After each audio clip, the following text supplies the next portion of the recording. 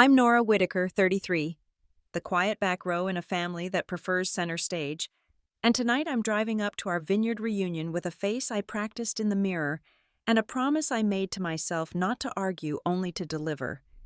Inside, there will be clinking glasses and careful compliments, an aunt arranging her chalkboard, welcome my mother smoothing her pearls, my brother warming up a story about how big everything is about to get, and I'll smile the way you do when you've stopped auditioning for your own relatives.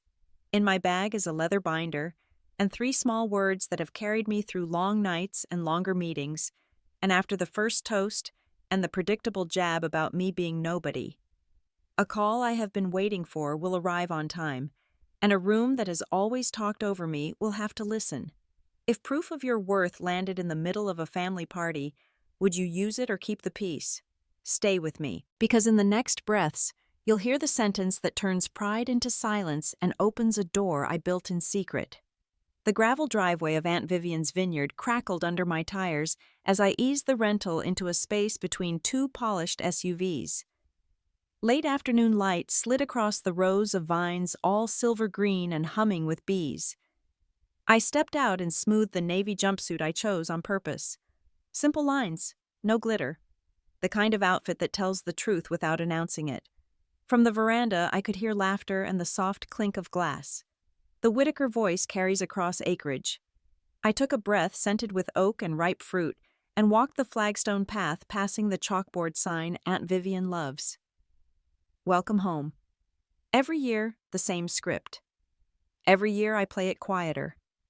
Inside the courtyard, the family constellation formed like it always does.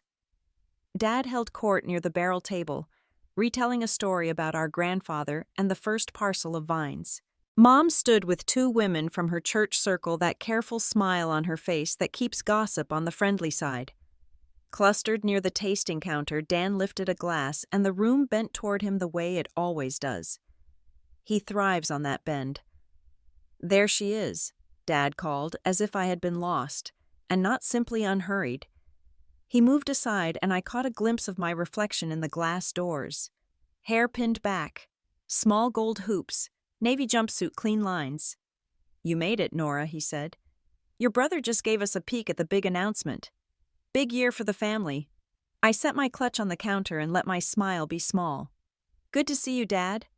The bartender slid a splash of Pinot across, and I lifted it in a quiet hello to Aunt Vivian.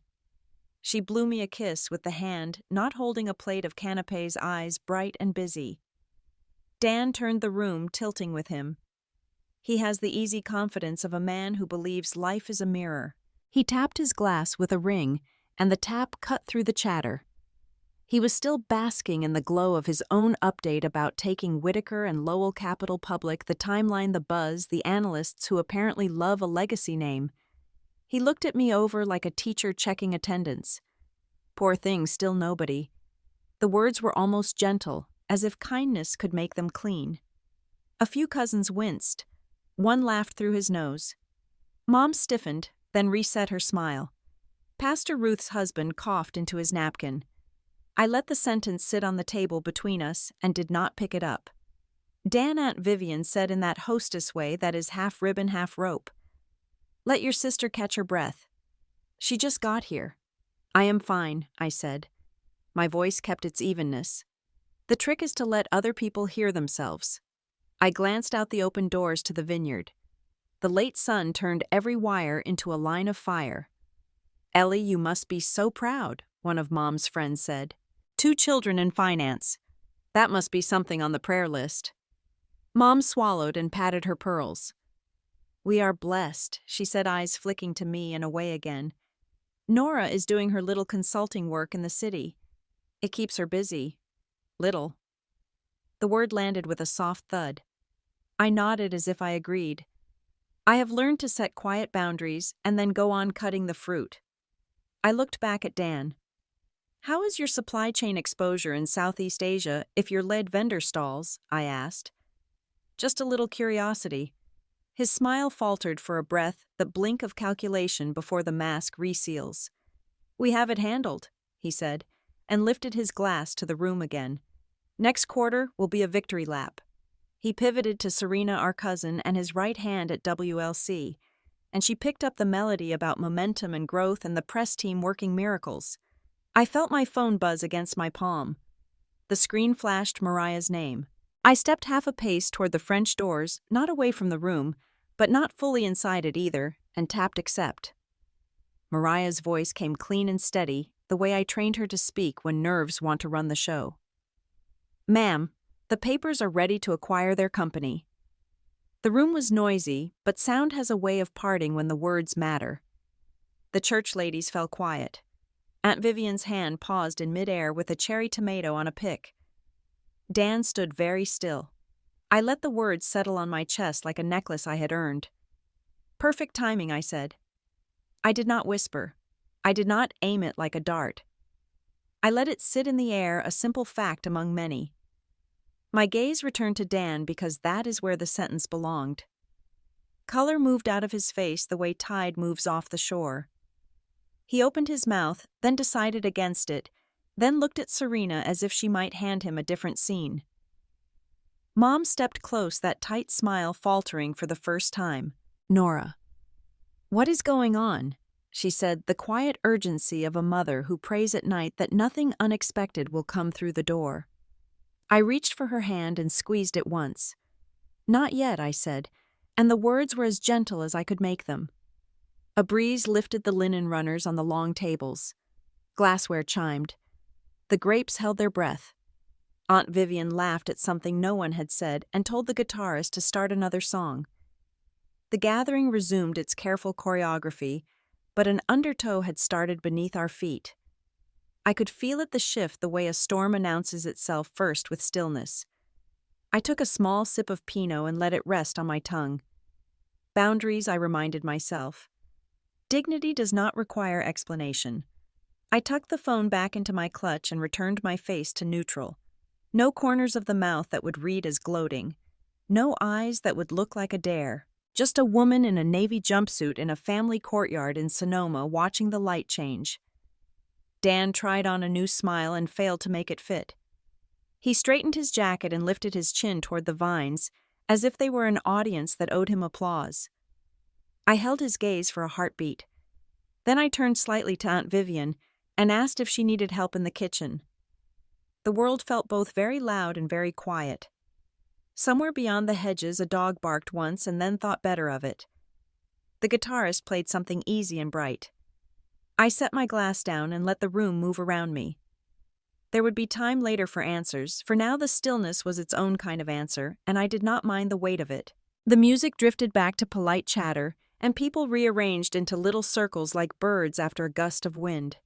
Serena glided to the center with the ease of someone who practices her posture in elevator doors. She lifted her glass slightly and let the room settle without asking. She began to tell a story about a win at Whitaker and Lowell Capital that sounded like silk, the kind of deal that looks effortless on the outside and leaves bruises on the inside. She said their team moved with precision, that the client called it elegant, that the press would be very pleased. Heads nodded the way heads do when they want to be near a spotlight. I let her rhythm pass through me like a tide. Serena excels at the finish. She lays down a runway of pretty words and invites you to land your applause. Dan stood a half step behind her, the proud artist watching his work on a gallery wall. Dad clapped once, decisive. Mom smiled in that careful way that says our family is exactly what you think it is. Aunt Vivian squeezed between two cousins with a platter of skewers and a story that arrived before she did. She meant well, she always does, but her details have a way of spilling. She told the church ladies that Zoe had been featured on a list that praises rising voices, and then she added that the publicist handled everything and the invoice had been worth every penny. Zoe flushed the color of late strawberries and stared at her shoes. Serena's eyes flicked toward her and back again. There was a ripple in the cloth of the moment, and then Serena tried to smooth it with a new anecdote about mentorship. I stood close enough to the barrel table to feel the cool of the wood through the fabric at my hip. I turned toward Dan. My voice stayed even. I asked how his exposure in Southeast Asia looks if a lead vendor slips and the factory schedule slides. I asked what contingency he is comfortable naming out loud if customs holds a shipment or if a power issue bumps production into the next season. He paused for one beat too long. It was not much. A blink, a breath. But the people who know him felt it. Serena stepped forward with a bright half laugh and said the vineyard looked incredible this year and maybe we should all toast Aunt Vivian's stewardship. Dan recovered and said everything is under control and that the team does not indulge in speculative fear. He lifted his glass again as if to push the conversation onto a different track. Mom touched my elbow with 2 fingers. She told me softly not to stir the pot on a family night. She said, "Let your brother enjoy his moment." Her voice held the tremor of a woman who has hosted too many holidays to count, and who knows how quickly one sentence can tilt a room. I kept my tone light. I told her I was only asking what any prudent investor would ask. Dan heard prudent and translated it to a problem. He turned slightly so more faces could see him and said that some people chase small gigs so long they forget how to think at scale. He smiled at me the way a tennis player smiles before an easy serve. It would have been simple to fire something back and watch it land where it would hurt. I tasted the thought and let it dissolve. There is a kind of respect you owe yourself when a man narrates you into a corner. You can refuse the script. I placed my glass on the barrel and made sure the base did not clink.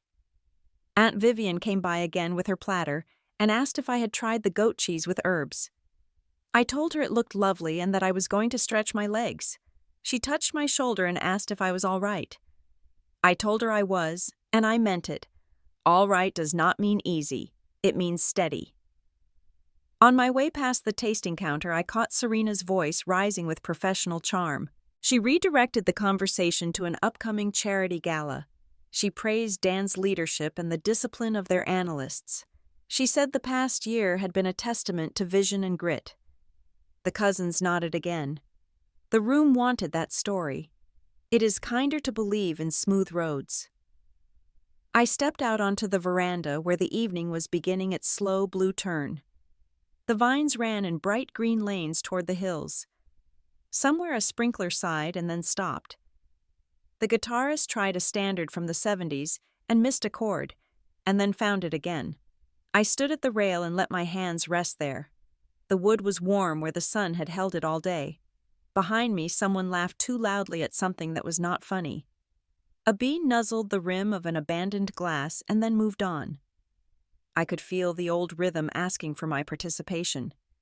Prove yourself. Defend yourself. Win the argument under the string lights, so no one can say you are afraid. I let the rhythm pass.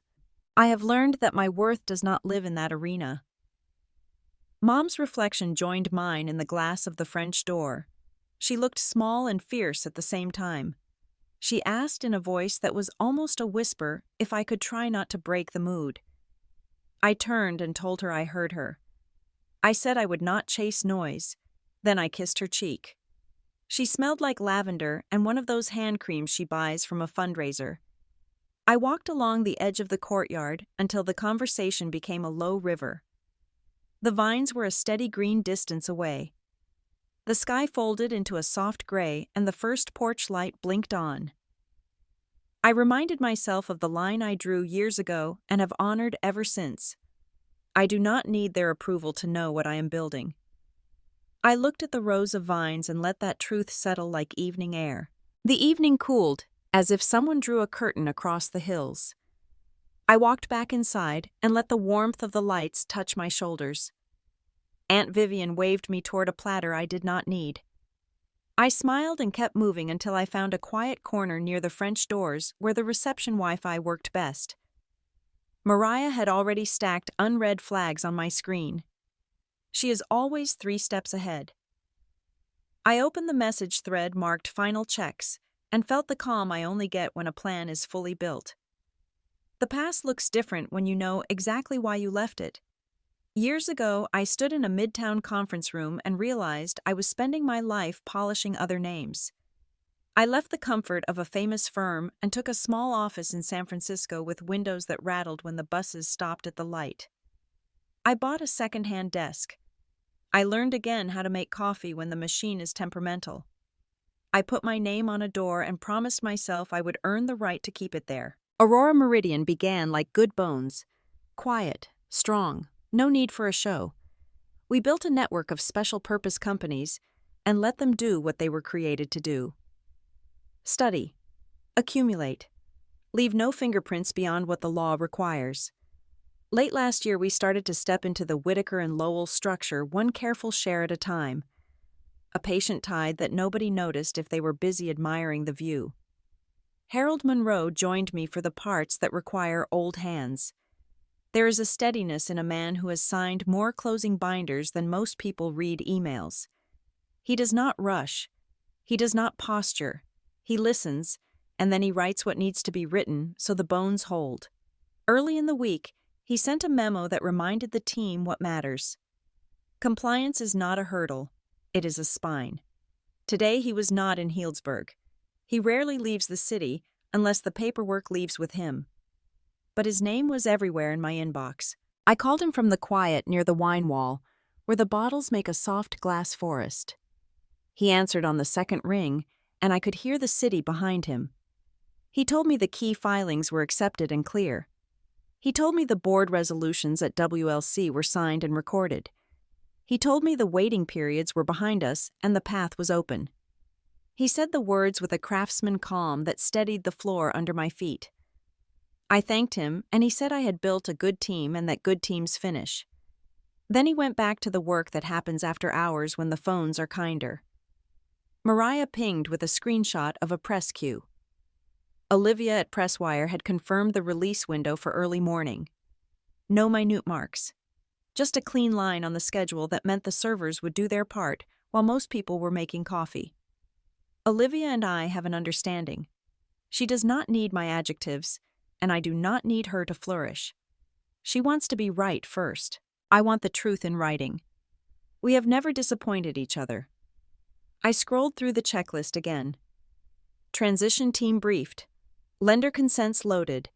Internal notices drafted and ready to send in order. Security steps sequenced to follow the notices. A small box beside each item read ready, and the word felt like breath deep in my lungs. I sent Mariah a single word back. Steady. She replied with the same word, and I could picture her at her kitchen table with a laptop and a stack of color-coded cards that only she understands. She began as my assistant and grew into my second pilot. I trust her hands. From the courtyard, I heard Serena pick up a story again and stitch it into another one. Dan laughed at the right place. Dad did his single clap. Mom said something gracious to the church ladies. The surface looked flawless. I closed my eyes for 1 second and saw the other surface. The screens in our office showing supply routes that kink at the worst moment. The forecast lines that wandered too far from the base case. The emails from a vendor contact who never passed vetting. Patterns matter. I do not need anyone to applaud that sentence. Aunt Vivian found me and pressed a linen napkin into my hand as if I might need it for something heavier than olive oil. She told me the moon would be bright if the fog stayed out of the valley. I told her I hoped so. She asked if I was happy. I told her I was ready. She liked that answer. She trusts verbs more than adjectives. I walked down the short hall to a side room where Aunt Vivian keeps old tasting notes in wooden boxes. It was empty except for a lamp and a low table. I sat and pulled the leather binder from my clutch. The edges are softened from being handled, and it smells faintly of cedar because Harold keeps his office at an old building that holds on to history. I turned each page slowly. Corporate structure diagrams, board minutes, consents. A thin printout from Olivia that only says scheduled. Every line was where it belonged. My phone buzzed again. A final email from Harold arrived with 3 sentences. Filings confirmed. Resolutions logged. Release timing acknowledged by the press desk. I read them twice not because I doubted him, but because I like the way certainty looks in black and white. I closed the binder with my palm flat, so the leather met itself.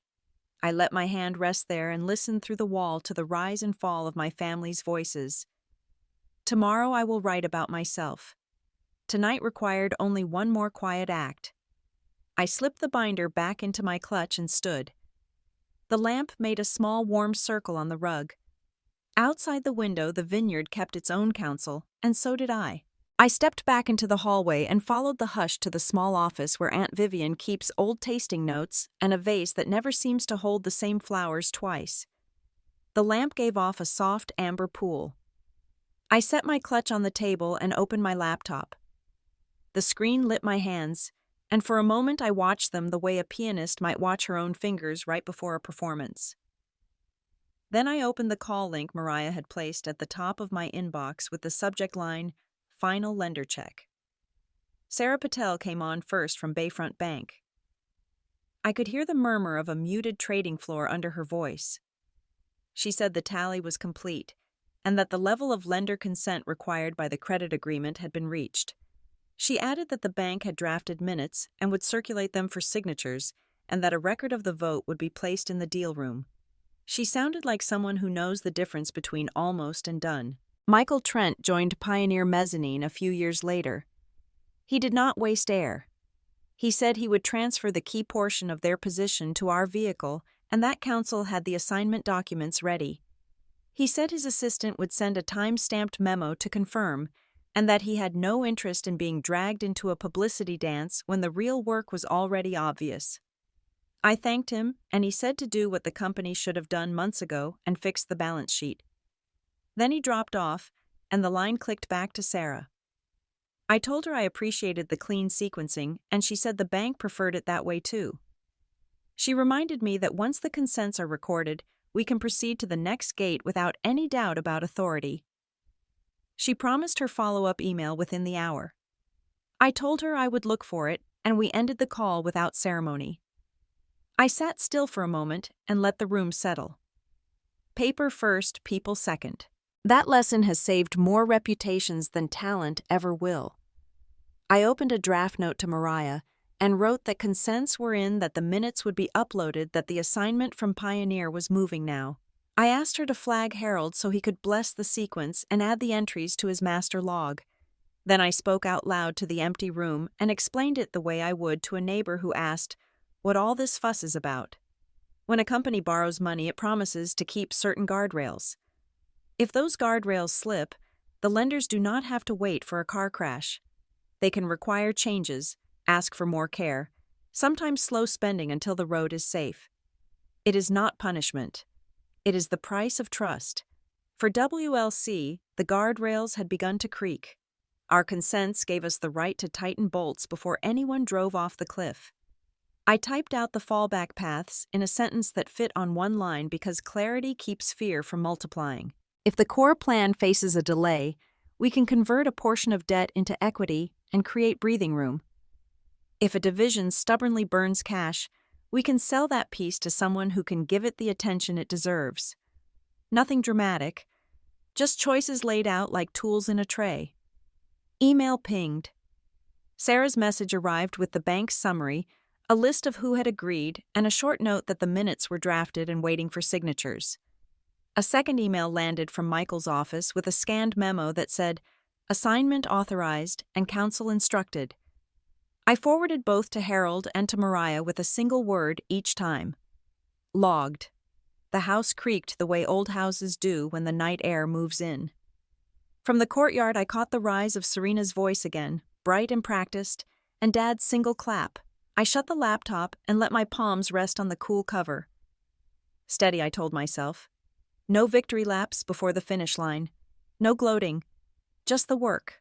I slipped back into the corridor and paused by a framed photo of my grandparents picking grapes with more energy than their age should have allowed. They did not know words like covenant or consent solicitation, but they understood the rhythm of tending. They knew you prune what you must and treat what you can, and you harvest on time or you lose the season. I took that lesson with me like a pocket knife. As I returned to the veranda, the evening had turned fully blue. String lights glowed over the long tables, and the guitarist found his key. A few cousins argued gently about college teams. Aunt Vivian drifted past with a tray and told me in her cheerful way that the kitchen needed no help after all. I smiled and told her the vines looked beautiful.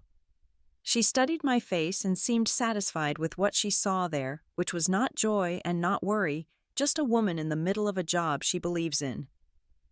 Mom stood near the French doors speaking with Pastor Ruth. She gave me a look that asked, and I gave her a nod that answered. Not yet, that nod said. Soon, that nod promised. Dan laughed at something Serena said, and then looked toward me with that practiced ease he has used since childhood to gather a room. I let his glance pass by. I had nothing to give it. I checked my phone one more time. Harold had replied with a simple receipt and a short line that all entries were now in order. Mariah sent a heart in the form of the word steady, because we both prefer words to symbols. I locked the screen and felt the phone become just a small weight again. The night smelled like rosemary and crushed grass. I walked to the edge of the patio and looked out across the rows. Tomorrow could carry its own noise. Tonight, I wanted quiet paper and a steady pulse and the knowledge that the doors we needed were unlocked. I breathed in the peace that comes when the last signature is not a dream, but a file already saved. Then I turned back toward the light and let the family's hum wash around me without taking me under. I drifted to the edge of the veranda where the air felt cooler and the string lights hummed a little. My phone pulsed in my hand with a message from Olivia. She wrote that a small breadcrumb had crossed her desk, and that public records can be generous when no one imagines they are being watched. She listed a county and a filing code, and then added that a friendly source had offered a confirmation from a brokerage redacted and clean. She ended up being careful and kind. Olivia likes to tuck warnings into whispers. I sent the thread to Mariah and asked for a sweep. She knows my shorthand. Within minutes she answered with a folder in our shared drive named with a calm word I have always loved.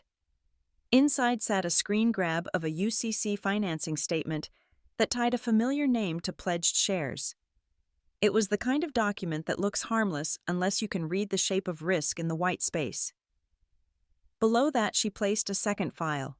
It was a broker statement with the right numbers blurred and the wrong names blacked out. The notes from the margin department used tidy language and carried the tone of a person who writes this sort of letter for a living. I stepped farther into the shadow of the eaves and let the music turn soft behind me. My thumb rested on the edge of the phone. The facts aligned without effort. Dan had borrowed against his stake. He had promised the house that he would keep the walls up. If the market coughed too hard, or if the valuation story took a stumble, the house could call and ask for lumber he did not have. It explained the urgency in his voice when he talked about momentum. It explained the way he tossed the word scale at me as if it could pin me to a corkboard. I called Mariah on the app we use when we want a line that does not crackle. She picked up on the first beat and said she was at her kitchen table in the city with 3 sticky notes and an open window. I asked her to walk me through the sources, as if we were sitting shoulder to shoulder at the office. She did. She told me the filing was public and recent. She told me the broker statement came from a reliable path and matched the filing dates. She told me she had cross-checked the entity names and they tied back to our known map. Her voice was steady. She said she knew what this meant for Dan, and she would not push the cart of schadenfreude through a family room. She does not use that word often. Tonight it fit. I told her she had done well and that our rule still holds. We do not turn family into headlines. We step in only when safety is threatened. She understood, and I could hear the click of her pen as she wrote that sentence on a card for the file. She asked if I wanted a memo for Harold to review before bed. I said yes. 2 paragraphs, plain language, sources listed, risk described, no adjectives. She said it and hung up to write. I stood with my back to the house and looked out at the rows. Every family has a ledger you do not see at first glance. Debits tucked behind jokes. Credits hidden under pride. I could feel the old ache press against my ribs. The child part of me wanted to march back into the courtyard and hold the paper up like a lantern and say, "See what your certainty costs." The woman I have become placed a hand on that smaller shoulder and said, "Not tonight." Aunt Vivian floated toward me with a napkin and asked if I had eaten anything real. I said I would in a minute. She looked at my face a second longer than comfort allows, and then told me the tomatoes were sweet this year. She held my gaze until I nodded.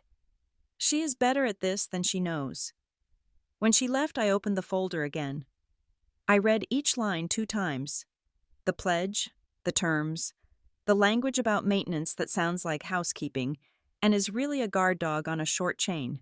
I saved the files to our secure archive and added a note for Harold. Review at your earliest convenience. Confirm that the public sources are sufficient for board awareness if needed. Consider whether any disclosure obligations arise if certain lines are crossed. I sent a copy to my own private vault. Belt and suspenders without the need to say either word. From the patio, I heard Dad laugh a laugh I know by heart. He thinks laughter can reset a room. Sometimes it can.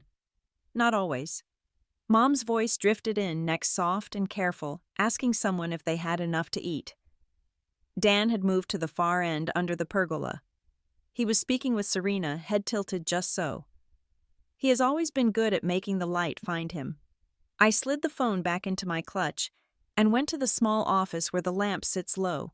I printed the UCC record and the summary page from the redacted statement, then slipped both into a thin envelope with a date on the corner in my handwriting. The envelope made a quiet sound as it entered the leather binder. That sound felt heavier than paper. I rested my palms on the binder and let the weight be what it was. The rule stayed the rule. I would not weaponize this against my brother unless he turned risk into harm for people who trusted him. I do not need to be punished. I need to protect myself. That kind of promise tastes like iron and light at the same time. When I returned to the courtyard, the sky had deepened to a rich blue. The guitarist had switched to something slower. A breeze moved through the vines and brushed my shoulders cool. I found my glass on the barrel and lifted it without drinking. Beyond the hedge, a car door clicked and someone called to a child, and the sound of ordinary life braided back into the night. I stood there until the noise of my thoughts receded and the steadiness returned. A hush fell over the courtyard as more candles were lit along the long tables. I took that as my cue and slipped into the house where the older photographs live. Aunt Vivian keeps a small library with a brick fireplace and a sideboard that smells like lemon oil. The family photo from harvest season sat slightly askew as if the frame had been bumped in passing. I straightened it with 2 fingers and felt my chest loosen by a fraction. My phone buzzed with a calendar chime, and I opened the secure mail. The subject line carried the 2 words I had been waiting for. Escrow closed.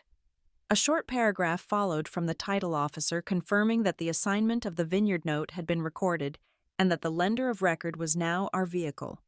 The last sentence said the file was complete and copies had been delivered to counsel. I let the breath out of my lungs and read it again, slow and grateful. Earlier in the week, the probate attorney had met me at my office and pulled the original trust binder from a canvas case. He read the clause that my grandfather insisted on when he set it up. No contest.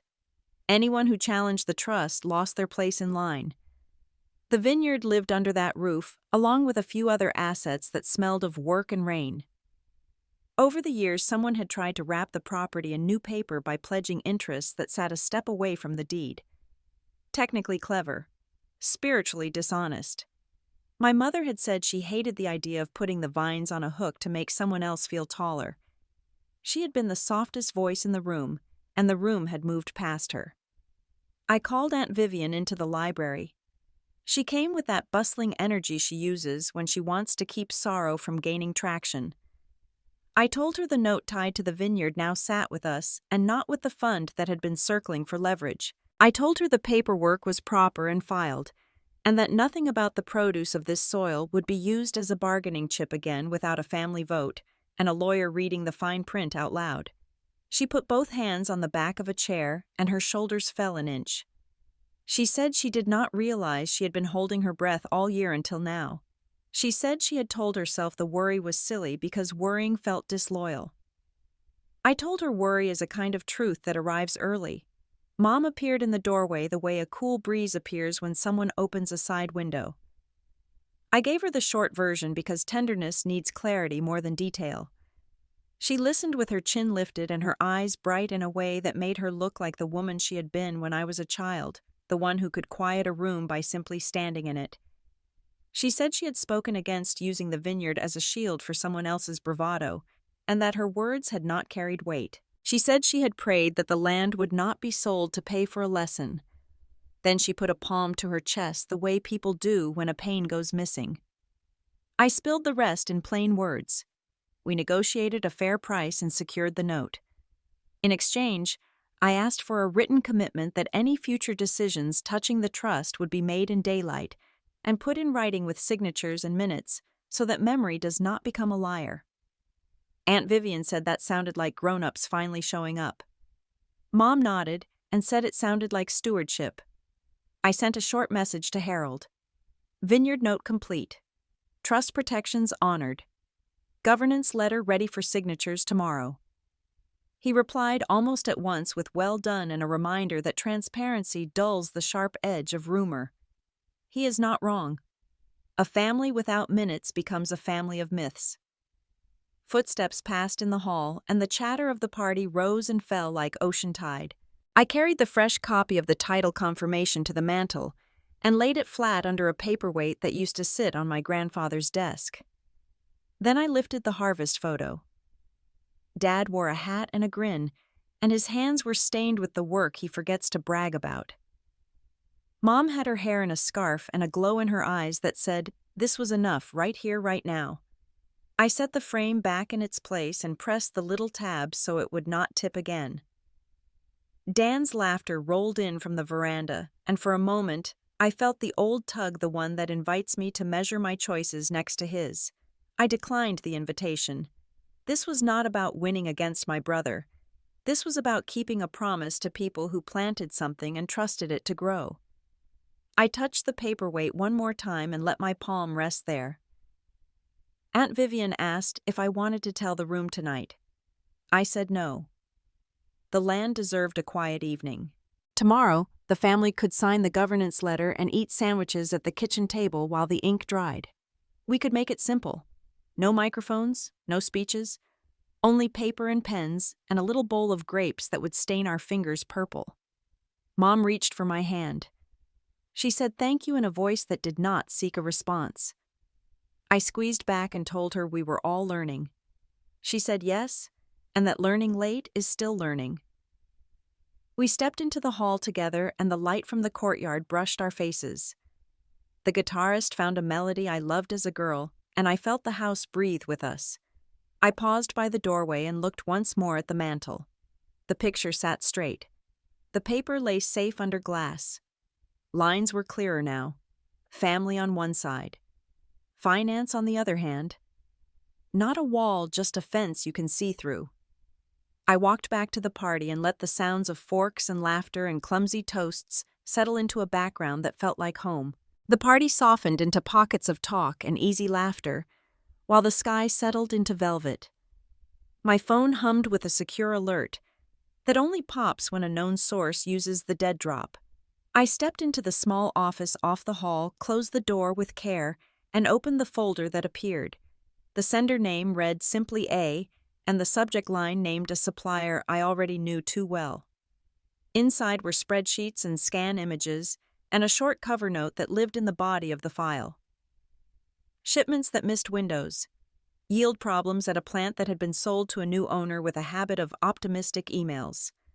Photographs from a loading bay with pallets marked for rework instead of release, the kind of details you cannot improvise. The last page showed a timeline that matched the week Serena had told a reporter about flawless execution in Asia. I called Harold and let the first ring tell him it was me. He answered, and I said I needed a witness. He said he would be on a secure line and started his own recorder. I described the receipt of the packet and the path it took into our system. He dictated back the chain in that steady courthouse cadence he keeps for moments like this. Received by me. Sealed in a new file with a unique tag. Witnessed by Harold. Transferred to forensic review. Entry logged in the evidence book. He asked me to read the tag aloud, and I did. He repeated it, and then he told me to place a copy in the binder and store the original in the encrypted vault.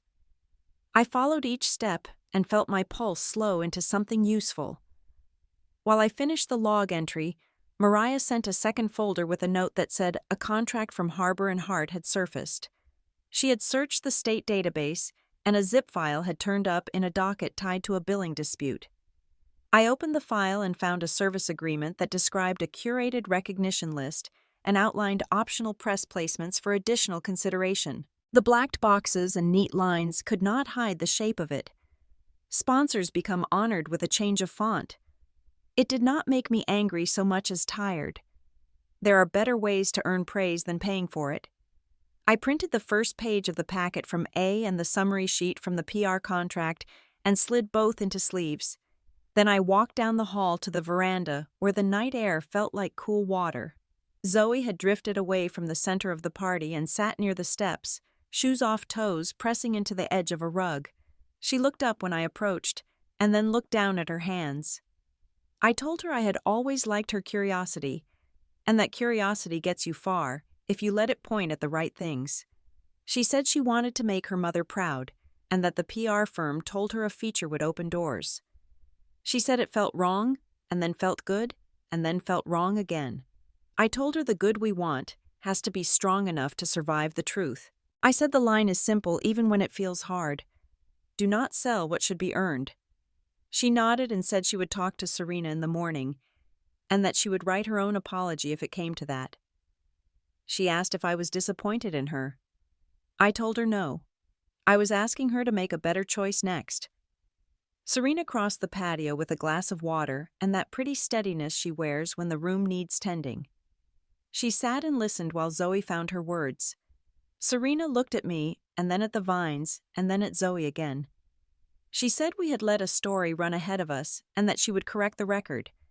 She did not blame an intern or a vendor or a misunderstanding. She kept her shoulders square and said, "We fix it now." That sentence matters. I went back to the small office and began to build what I call the receipt pack. I kept it simple on purpose. A chart that shows where the numbers depart from reality in a way anyone could follow. A map of suppliers with the risk hotspots in a soft color that even a tired board member could see at a glance. An email header with names concealed and timestamps intact to prove the sequence without humiliating the sender. A table of comparable companies to show how valuation behaves when hype is replaced by performance. And at the end, a one-page sheet of lender consents with a clear stamp, so no one would question authority. Harold pinged again to confirm that Forensic Review had the packet from A, and that the analyst on duty had already checked the photo metadata and the document fingerprints. He said the packet aligned with 2 prior flags from our diligence team. He said the evidence would stand on its own without my narration. He is right. The best receipts do not ask to be believed. They simply exist. I saved each element into a folder marked morning and let my mind step through the sequence for the day ahead. Press wire first in the early light. Internal notices next in the order we practice so no one would be surprised without cause. Transition team on site by the time inboxes woke up. Boardroom ready with screens that can be seen from the back wall. Keep the language clean. Name the facts. Offer the remedies. Remind them that the point is not punishment. The point is to save what is real. Before I left the office, I wrote 3 words on a card and tucked it under the leather binder cover. Transparency, responsibility, value. Then I turned off the lamp and stood still long enough to hear the party again. Someone started a silly toast, and someone else dropped a fork and laughed. The world insisted on being ordinary for 1 more hour. I let it. I stepped back outside and the night pressed a cool palm to my face. Serena was talking low with Aunt Vivian, and Zoe had her shoes in her hand like a child after church. Dan stood near the pergola telling a story with his hands, and all the right pauses. I did not join them. I watched the rows of vines carry the dark like a promise, and knew the morning would bring its own light. First light slid over the Bay Bridge and into my windows at Rincon Hill. The city sounded soft at that hour, as if even the cable cars wanted to be polite. I stood in front of the closet and chose the navy suit I saved for days when I needed my voice to arrive before I did. The fabric felt calm against my skin.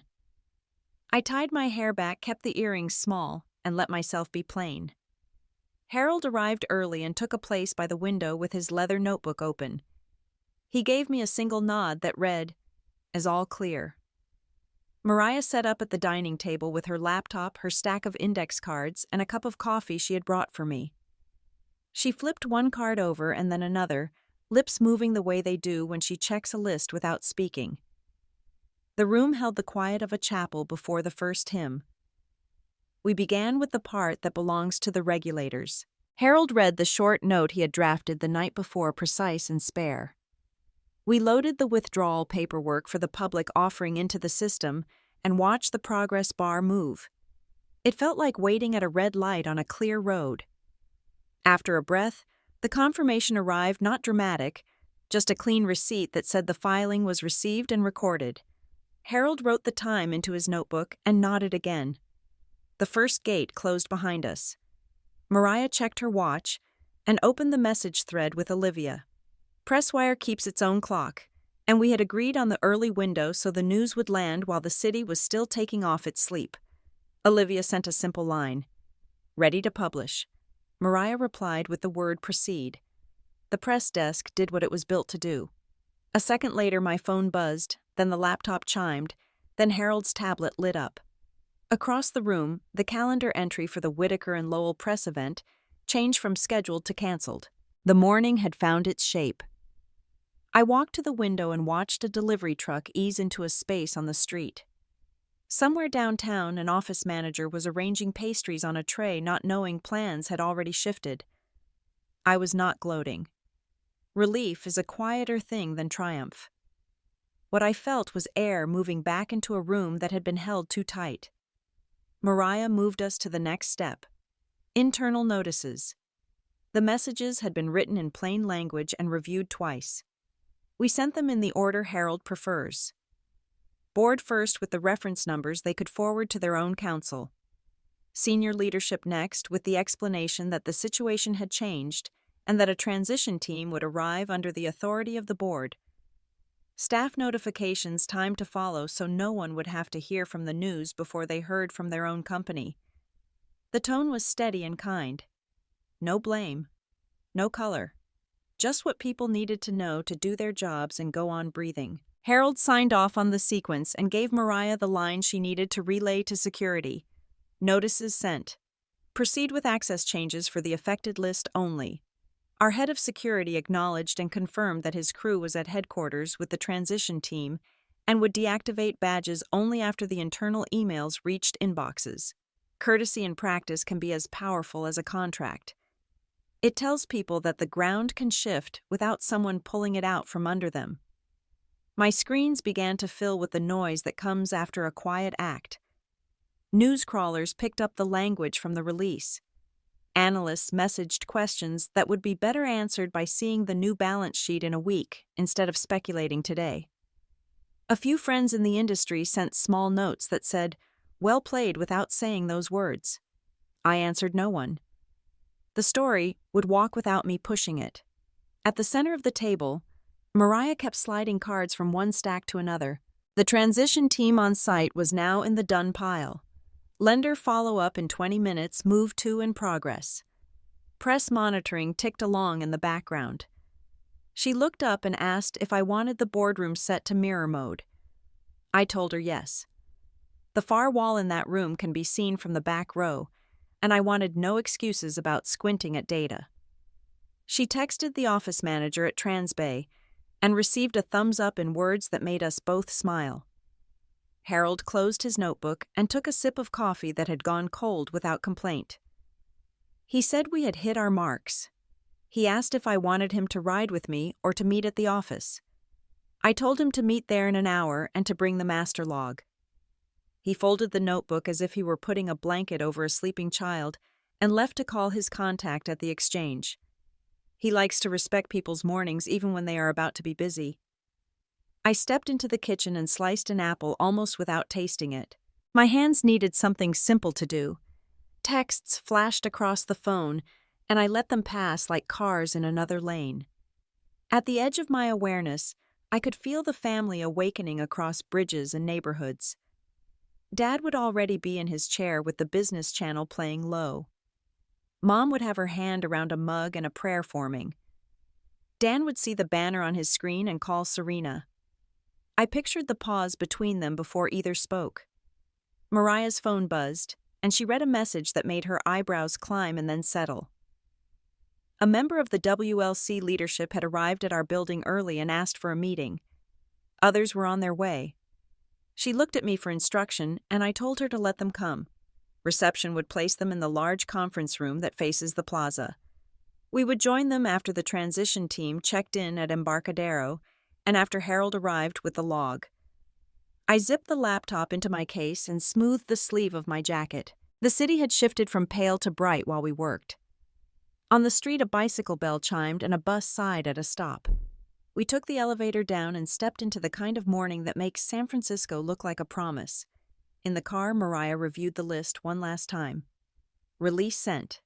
Internal notices complete. Transition team on site with authority from the board. Access changes following notice.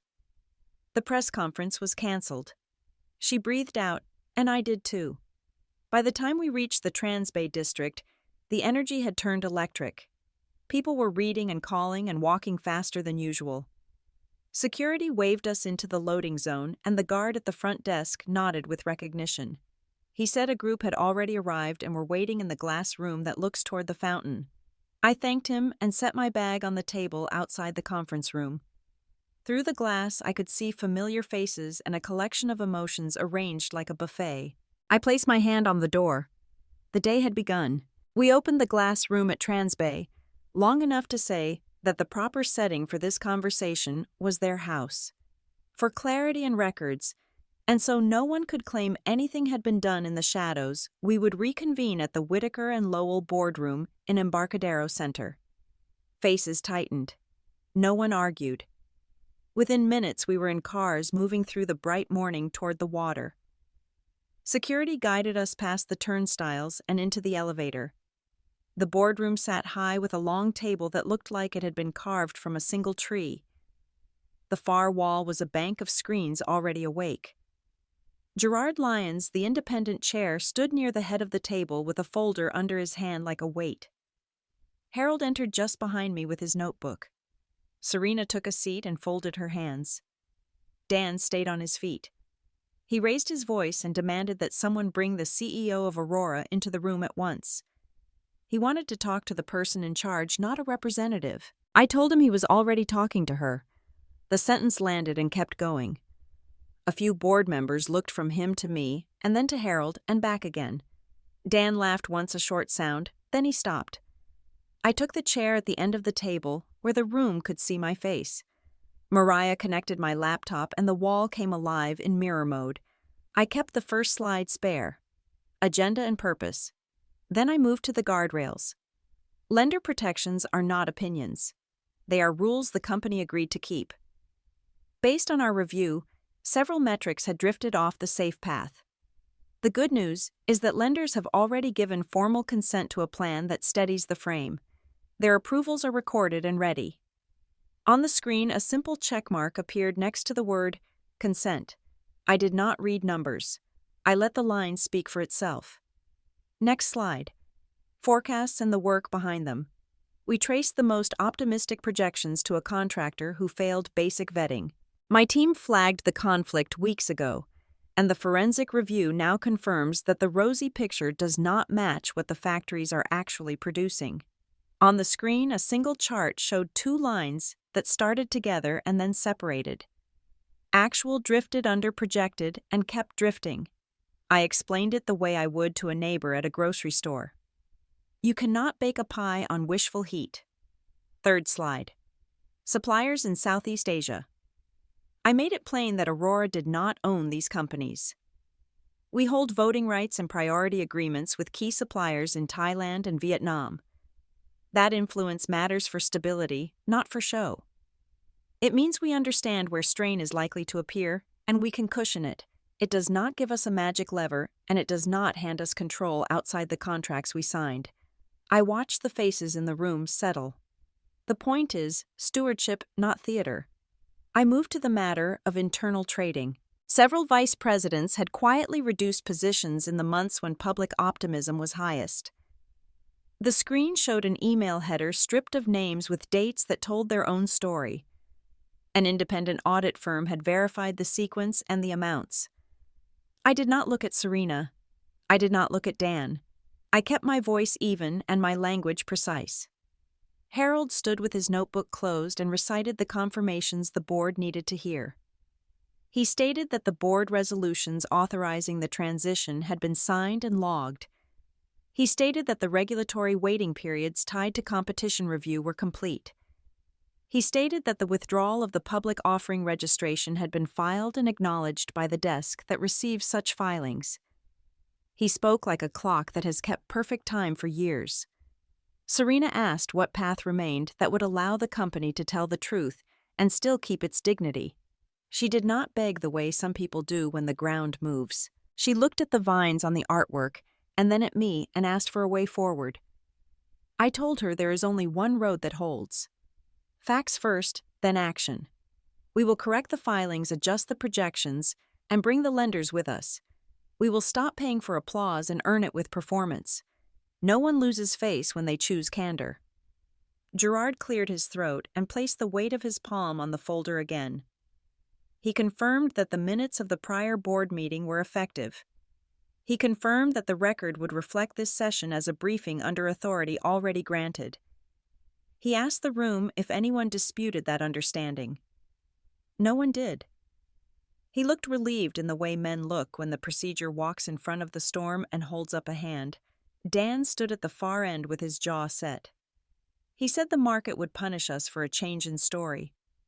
I said the market was already punishing the gap between story and reality, and that we were closing the gap. He said investors crave growth. I said investors crave truth and reasonable growth equally, and will take either overspin. For a second, something like recognition crossed his face, as if he remembered the boy he had been when our grandfather taught him how to prune a vine without hurting it. I posted the final slide. Next steps. A sequence of verbs that fit on one screen. Amend. Notify. Stabilize. Report. I told the room that I would remain available the rest of the day. The transition team was in place to assist. Human resources would meet with any staff whose roles were changing. Lender calls were queued. The press would receive a factual update if they asked. No flourishes. No adjectives. We would let the work speak. The air in the room felt cooler. Gerard closed his folder. Harold reopened his notebook to log the time. Serena exhaled. Dan looked at the windows as if the view might change with enough will. I stopped the screen share and the wall went to a calm blue.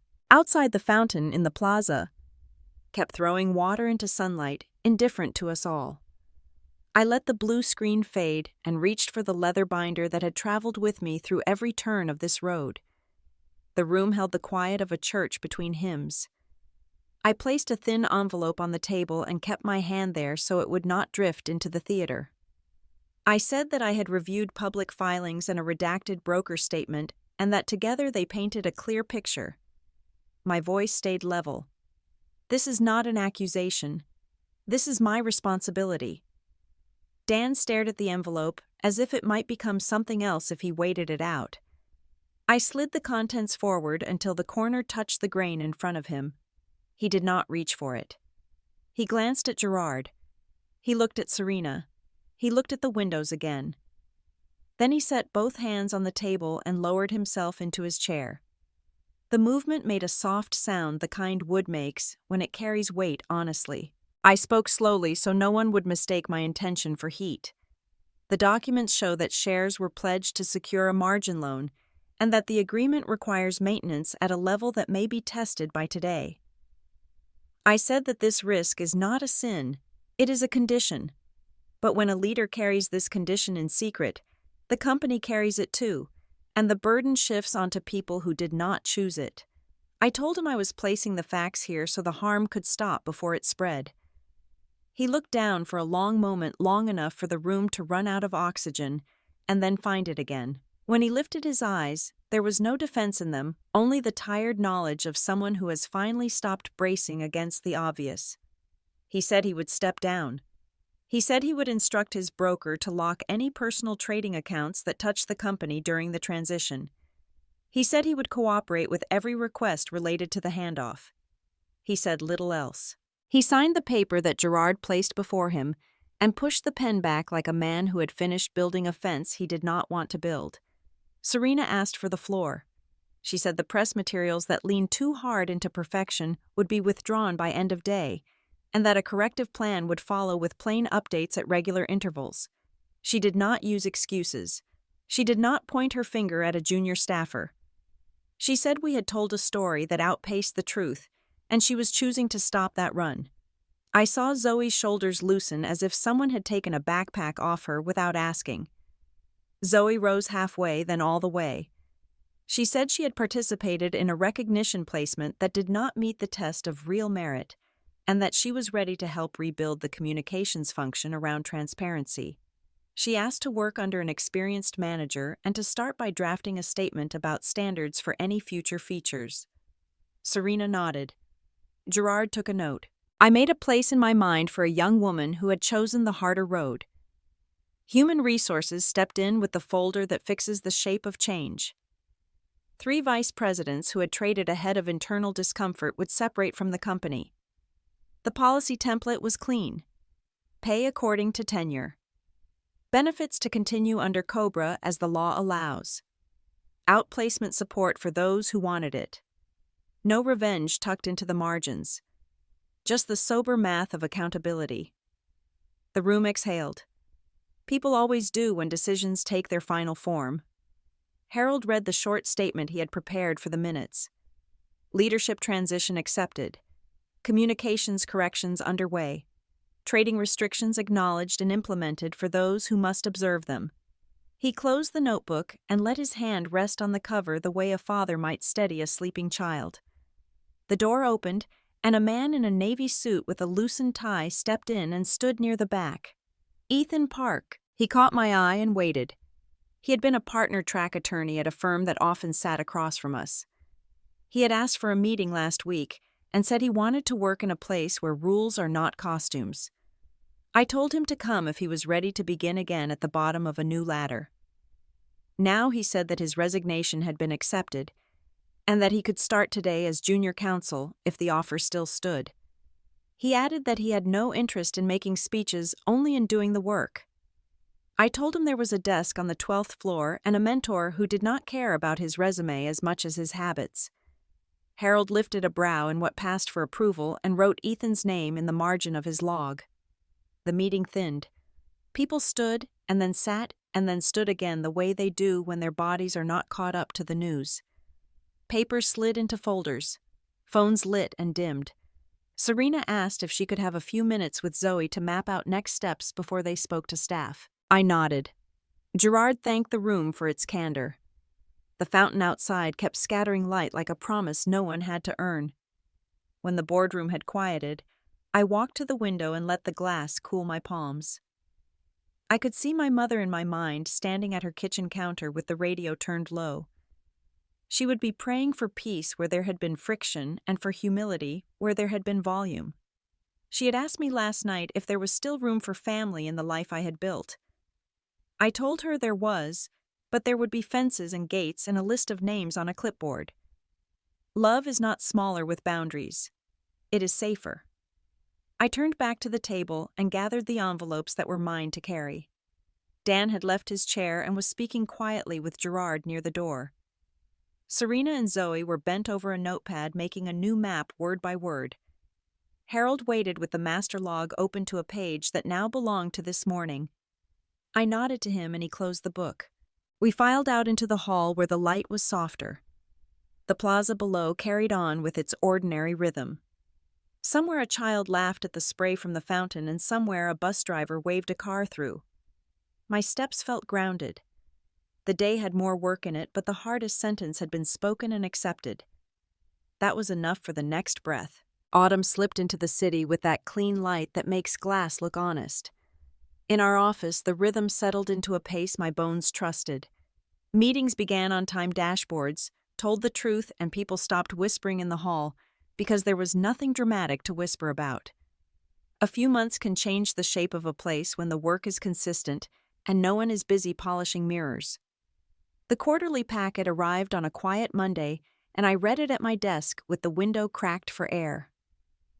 Margins climb the way. Bread rises when the yeast is right. Debt felt lighter on the shoulders of the balance sheet. Payments came in sooner, and checks went out with less hurry. The story on paper finally matched the one we had been telling with our hands. No confetti. Just the respectful silence that follows good news earned. We closed a sale on a division that had been eating resources and returning little in gratitude. The buyer specialized in exactly what that line of business needed. The price was sensible and clean, and the transition plan had names and dates instead of slogans. I signed my part, and then walked to the window and watched a tugboat move a barge across the bay. Even heavy cargo rides easier when it is in the right water. Inside the company, the retraining program we promised actually ran. Managers who had spent their careers bluffing their way through spreadsheets sat with instructors and learned how to ask better questions. A young analyst led a lunch session called Plain Numbers for Complicated People, and no one felt small for attending. Human Resources scheduled listening hours and held them without canceling. The headcount steadied. The halls sounded like work instead of war. Serena agreed to sit with a local business reporter who is known for asking pointed things without sugar. She showed up in a simple blazer and spoke in sentences that did not need to be cleaned after. She said we had overstated and then corrected. She said people deserved facts and that our updates would be regular and dull. The reporter tried to catch her in a trap shaped like spin, and she stepped over it with a smile.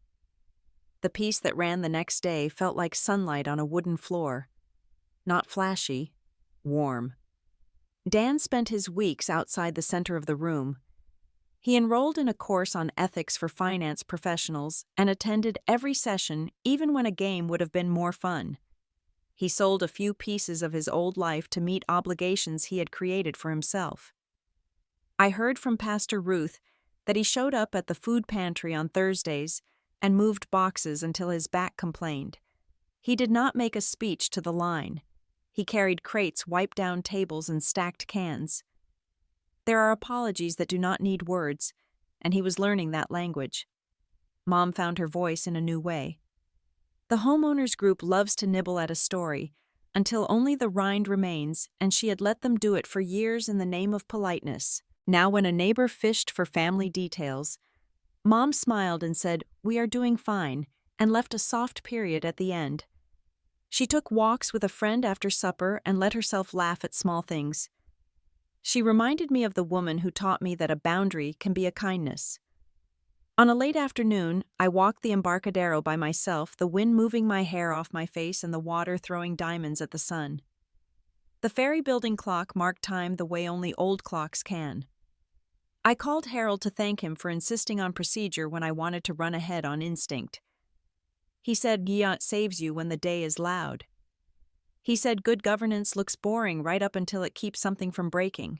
I told him he was right, and that I would put those words somewhere I could see them. He laughed in that quiet way of his and said to make sure I ate dinner.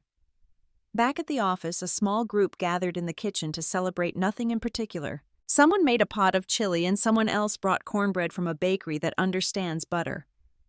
We stood around the island and talked about the Giants and about a new coffee shop that had tempted even the tea drinkers. Mariah asked if I could still make the old recipe our grandmother taught us for lemon bars. I told her I could and that I would bring them next time. It felt like family without the part that bruises. Aunt Vivian called from Healdsburg with a report that the vines were generous and the harvest would be good. She said the crew had picked the first rows at dawn and that the juice smelled like the color gold. She sounded rested in a way I had not heard since the winter. She said the new governance letter was taped to the inside of the pantry door and that anyone who asked about money got sent to the kitchen table to read it before they spoke. I told her she was running a tighter ship than some companies, and she laughed from deep in her chest. That evening, a slim envelope waited on my doormat when I got home. The paper was unpretentious, and the handwriting was Aunt Vivian's careful script. Inside was an invitation to the next family gathering. No flowery language, no promise of important announcements, just a date and a request to bring a dish if I felt like it. I held the card for a long moment and felt my shoulders drop. I placed the invitation on the counter and opened the window a little wider. The bay breeze found its way through the room and lifted the corner of the card so it tapped softly against the wood. Somewhere out on the water a horn sounded and then grew quiet. The city hummed the way a settled house hummed at night. I rinsed an apple and cut it into slices, and the simple act felt like a bookmark in a book I had been living in for years. The next page would wait for me. I let the day end on that good stillness. Harvest weekend came to Healdsburg with a kind of light that makes everything look newly washed. I drove up early and parked under the oaks along the gravel lane. Aunt Vivian had set long tables under the pergola white cloths, mason jars with dahlias. Platters that asked for nothing more than good bread. No microphone, no chalkboard promises, no schedule. Just family arriving with salads and pies and stories small enough to carry. Dad stood near the grill with a steady hand and a quiet grin. Mom moved between tables, refilling water and straightening forks, a gentle general in sandals. I hugged her and felt a calm in her shoulders that I had not felt in years. She asked if I slept. I told her I did. She smiled in that way that began in the eyes. Aunt Vivian called me to the kitchen for a minute. She pointed to the pantry door where a sheet of paper was taped at eye level. "Governance letter," she said, and patted it like a trusted recipe. "Anyone who asks about money or votes reads this first." Then we talked. She thanked me without making a speech. She said the vines slept better this year. I told her I believed her. Serena arrived in a navy dress with low heels and a notebook. She had the good sense to leave in her bag. Zoe walked beside her with a tray of lemon squares, and the kind of open face you see after a hard decision has been lived with for a while. Serena caught my eye, and we found a corner near the olives. She said the corrective plan had worked so far, and that she wanted to earn back what she had let drift. I told her I would sponsor a clear path. Smaller scope at first, a manager above her to review each release line by line, monthly check-ins with legal, and a standing rule that speed never outruns truth. She nodded and said thank you, the way a professional says it, when she is ready to do the work. We shook hands without ceremony. Children ran over the lawn chasing a ball that could not decide where it wanted to go. Someone turned on a playlist from the 90s and kept the volume low. I helped set out a tray of tomatoes and burrata, and thought about how peace is sometimes just the absence of spin. Dan walked across the patio as if his shoes had learned a different way to hit the stone. He stopped at the head of the long table and waited until the chatter thinned. I felt the room brace for the performance it had come to expect. Nothing theatrical came. He glanced at Dad and at Mom, and then at me. He said he was sorry not as a line, but as a sentence that had taken time to write. He did not dress the words in excuses. He said he had confused applause for worth and momentum for safety. He said he would live differently. Then he let the quiet do the rest. I stood and met him halfway between the tables. I told him I accepted his apology and that my acceptance came with conditions that would keep all of us honest. Responsibility for the damage already set in motion. Transparency when choices affect people who trust us. Respect for boundaries that are written down and kept. He nodded once, a small movement with the weight of work behind it. We shook hands, and the room let out a breath it had been saving. Dad came around the grill and put a hand on each of our shoulders for a moment, and then went back to turning sausages. Mom wiped her eyes and then laughed at herself. Pastor Ruth raised her glass of iced tea and said, "May we grow what we contend." The toast landed soft and right. Later I said a few words near the vines because people kept watching me with questions they were too polite to ask out loud. I told them that I have learned to love quiet. Not the kind that hides the kind that waits for the right action. I said discipline is not a punishment. It is a gift you give your future self. I said the truth has a voice that carries even when you whisper it. There was no applause. We did not need any. As the sun tipped toward late afternoon, Aunt Vivian led me to the small storage room off the library. On the top shelf lay the old Whitaker and Lowell sign, wrapped in brown paper. We lifted it down together and placed it in a cedar trunk with the family albums and the first cork from the first harvest. Aunt Vivian closed the lid and pressed her palm to it. "Not a shield anymore," she said, "only a reminder." I pressed my hand next to hers and felt the wood answer with its low-held warmth. People drifted back to the tables when the pies appeared. Dan poured coffee for Mom and did not try to hold the center of the room. Serena and Zoe took plates to the older cousins first. Dad told a story about a harvest that went sideways and how everyone slept on blankets in the barn and woke up laughing. The light through the leaves did that shimmering thing it does when a day has decided to be kind. Before I left, I stood near the fence and looked across the rows. Success used to sound like clapping. Now it feels like a field that has been watered the right amount. It lasts longer. It feeds more people. It does not need to be announced to be real. If you have walked your own quiet revenge, if you found a way to turn betrayal into boundaries and turn drama into discipline, I would like to hear it. Tell me the moment you stopped explaining and started building. Tell me what justice looked like in your family, what karma felt like when it arrived without a trumpet. I share blueprints and receipts, and the steady steps that make a comeback stick. If this story met you where you live, stay close and add your voice. We are building something that does not need to shout to be unforgettable.